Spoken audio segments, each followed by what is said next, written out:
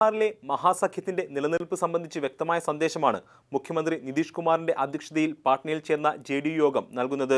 ലാലു പ്രസാദ് യാദവിനൊപ്പം അഴിമതി ആരോപണം നേരിടുന്ന മകനും ഉപമുഖ്യമന്ത്രിയുമായ തേജസ്വി യാദവിനെതിരെ ശക്തമായ നടപടി ഉണ്ടാകുമെന്ന് അഭ്യൂഹങ്ങൾ ഉണ്ടായിരുന്നെങ്കിലും അത്തരമൊരു നിലപാടിലേക്ക് മുഖ്യമന്ത്രി നിതീഷ് കുമാർ പ്രത്യക്ഷത്തിൽ നീങ്ങിയിട്ടില്ല.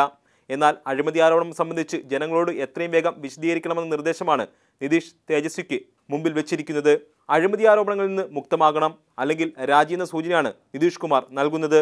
അഴിമതി ആരോപണം നേരിടുന്നവർ രാജിവെക്കുന്ന കീഴ്വഴക്കമാണ് സ്വന്തം മന്ത്രിമാരുടെ കാര്യത്തിൽ ഉണ്ടായിട്ടുള്ളതെന്ന് ജെഡിയു വക്താവ് നീരജ് കുമാർ യോഗശേഷം പ്രതികരിച്ചു.